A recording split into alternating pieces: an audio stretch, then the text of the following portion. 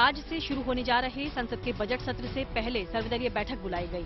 संसद में शांति व्यवस्था और सदन की कार्यवाही बिना बाधा जारी रखने के लिए बुलाई गई इस बैठक में 27 सियासी दलों के 37 नेताओं ने भाग लिया, जिनमें एनसीपी, टीएमसी, बीएसपी जैसे प्रमुख दल शामिल रहे। हालांकि कांग्रेस का कोई भी नेता बैठक के लिए नहीं पहुंचा, क्योंकि मल्लिकार्जुन खड़गे और अधीर रंजन चौधरी भारत जोड़ो यात्रा के समापन कार्यक्रम में शामिल होने श्रीनगर पहुंचे हुए थे। संसदीय कार्य मंत्री प्रहलाद जोशी के अनुसार संसद के बजट सत्र को इस बार 2 भागों में बांटा गया है। पहला भाग आज से शुरू होगा, जो 13 फरवरी तक चलेगा। इसमें सरकार आज आर्थिक सर्वे की रिपोर्ट पेश करेगी। इस बजट सत्र में महामहिम राष्ट्रपति जी का उद्बोधन होगा, उसके बाद बजट का प्रेजेंटेशन होगा। इसके एक दिन बाद यानी 1 फरवरी को आम बजट पेश होगा। बजट का दूसरा हिस्सा 13 मार्च को शुरू होगा, जो 6 अप्रैल तक जारी रहेगा। आस्था और भक्ति से सराबोर की तस्वीरें देवशिला यात्रा की हैं, जो भारत नेपाल बॉर्डर से आई। फूलों से सजे ट्रकों पर रखी इन शालिग्राम शिलाओं की एक झलक पाने के लिए राम भक्तों का हुजूम उमड़ रहा है। क्या बच्चे, क्या बुजुर्ग, क्या महिलाएं और क्या पुरुष, हर कोई इन शिलाओं के दर्शन को बेताब नजर आए। इतना ही नहीं, सड़क से गुजर रहे राहगीर भी रुक रुक कर इन शालिग्राम शिलाओं के आगे श्रद्धा से शीश झुकाते नजर आए। शालिग्राम की इन 2 शिलाओं को नेपाल की गंडकी नदी से निकाला गया है, जिनका कुल वजन करीब 40 टन बताया जा रहा है। इन शिलाओं को अयोध्या लाने के लिए राम मंदिर ट्रस्ट के सदस्य जनकपुर पहुंचे थे, जिनकी देखरेख में ये शिलाएं 2 फरवरी को अयोध्या पहुंच सकती हैं। जिस रूट से ये शिलाएं अयोध्या लाई जा रही हैं, उस रूट पर जगह जगह इन शिलाओं को पूजने के लिए लोग फूलमाला, चंदन, रोली और अगरबत्ती लेकर इंतजार करते नजर आए। ये तस्वीरें न तो किसी जंग के मैदान की हैं और न ही किसी स्पेशल ऑपरेशन का हिस्सा हैं,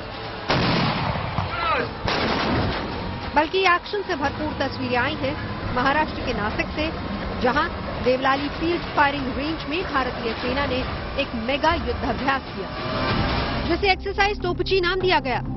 हर साल होने वाली इस एक्सरसाइज में सेना की आर्टिलरी रेजिमेंट अपनी तोपों, आर्टिलरी और रॉकेट सिस्टम की ताकत और मारक क्षमता का प्रदर्शन करती है, और इस बार भी ऐसा ही देखने को मिला। लेकिन इस बार एक्सरसाइज में देश में बने स्वदेशी हथियारों जैसे K9 Vajra, Dhanush, Indian field gun, light field gun system और Pinaka multi barrel rocket launcher जैसे हथियारों की ताकत को इस युद्धाभ्यास में परखा गया। इतना ही नहीं, इस दौरान हाईटेक बंदूकों, मोर्टार रॉकेट और ड्रोन जैसी मारक क्षमता और निगरानी उपकरणों का भी प्रदर्शन किया गया।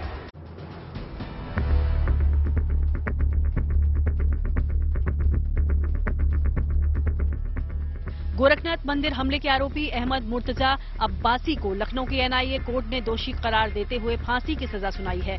अब्बासी ने मंदिर की सुरक्षा में तैनात पीएसी सिपाहियों पर बांके से हमला किया था। इस दौरान मुर्तजा ने उनके हथियार भी छीनने की कोशिश की थी।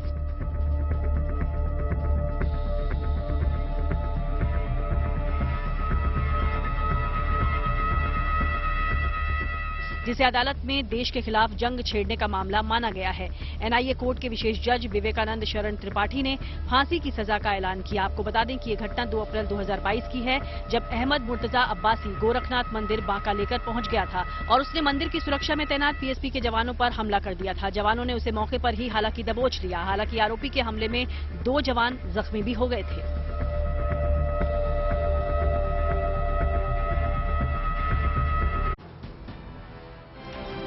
जम्मू कश्मीर में लगातार बारिश और बर्फबारी का सिलसिला जारी है। मौसम वैज्ञानिकों के मुताबिक प्रदेश के कई हिस्सों में अगले 24 घंटे में तेज बारिश और बर्फबारी की संभावना है। ऐसी बर्फबारी में राहत के लिए प्रशासन ने भी कमर कस ली है। सड़कों पर बिछी बर्फ को हटाने का काम लगातार जारी है। सभी पीजी, इंजीनियरिंग और दूसरी परीक्षाएं खराब मौसम को देखते हुए स्थगित कर दी गई हैं। कश्मीर में आम जनजीवन प्रभावित है, लेकिन वहां पहुंच रहे सैलानियों से घाटी की रौनक जरूर बढ़ गई है। आसमान से गिरती बर्फ की फुहारें धरती का मानो श्रृंगार कर रही हो। ऐसा लग रहा है कि कुदरत ने कूची से घाटी के कैनवस पर सफेद आकृति उकेर दी है।